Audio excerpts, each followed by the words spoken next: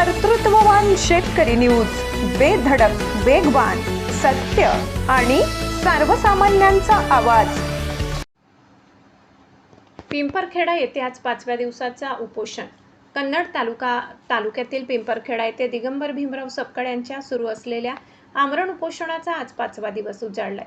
आंदोलनस्थळी विविध प्रशासकीय अधिकारी आणि पोलीस प्रशासनाने भेटी दिल्या असल्या तरी प्रत्यक्ष ठोस कारवाई न करता केवळ आश्वासने दिली जात असल्याने उपोषणकर्त्यांनी तीव्र असंतोष व्यक्त केलाय। अधिकारी व प्रशासनाची उपोषणस्थळी धाव।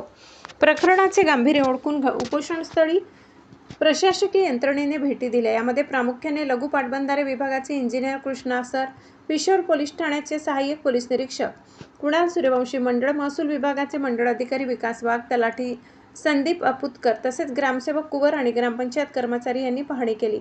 अधिकाऱ्यांनी उपोषणकर्त्यांशी चर्चा केली, मात्र लवकरच प्रश्न सोडवू या आश्वासनाशिवाय हाती काहीच न आल्याने उपोषणकर्ते आपल्या भूमिकेवर ठाम आहेत। आरोग्याची चिंता व इशारा सलग 4 दिवसापासून अन्नत्याग केल्यामुळे दिगंबर सपकाळ यांच्या आरोग्यावर विपरीत परिणाम होत असून प्रकृती खालावत चालली आहे। प्रशासनाने आता केवळ भेटी देऊन वेळ न काढता प्रत्यक्ष कारवाई करावी अशी मागणी केली जात आहे। मागण्या पूर्ण होईपर्यंत आणि प्रत्यक्ष कारवाईला सुरुवात होईपर्यंत हे उपोषण मागे घेतले जाणार नाही या भूमिकेवर उपोषणकर्ते ठाम आहेत। प्रतिनिधी सुनील निकम, कन्नड, पिंपरखेडा। तर शेवटला यांनी विस्तर म्हणजे अंगावर टाकून आणि माझ्या मुलाच्या अंगावर टाकून गाड्या टाकून सनी यांना मारून टाकायच्या धमक्या दिलेल्या होत्या समोरच्या शेतकऱ्यांना बी, तरी साहेब लोकांनी कोणी कानावर घेतलं नाही। आता माझी मागणी एवढी का बाई शासनानं जमीन त्याच्या ताब्यात घेणे त्याची आणि नाली काढून देणे आणि म्हणजे जे 4 लाखांनी वर्षाला नुकसान आहे याची भरपावती करून देणे आणि त्याच्यात परत पुन्हा मी जे वर्षाला 1 लाख रुपये खर्च आहे या ऑफिसला जाय त्या ऑफिसला जाय म्हणजे एवढा 1 लाख रुपये खर्च वसूल करून देणे।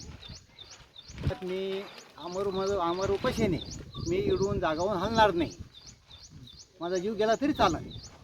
मी आता 5 वरी चालू आहे, मी कर्जबाजारी फुल होऊन जाईल मग जाईल। शासन कोणतंच कानावर घेत नाही, त्याच्यात उपयोग काय?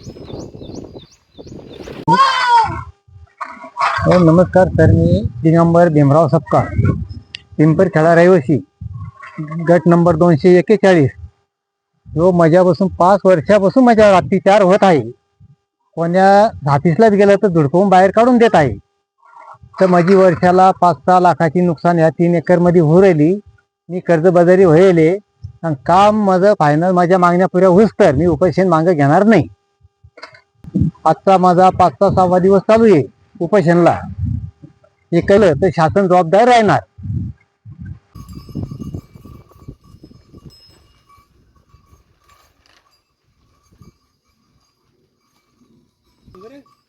मोबाईल मध्ये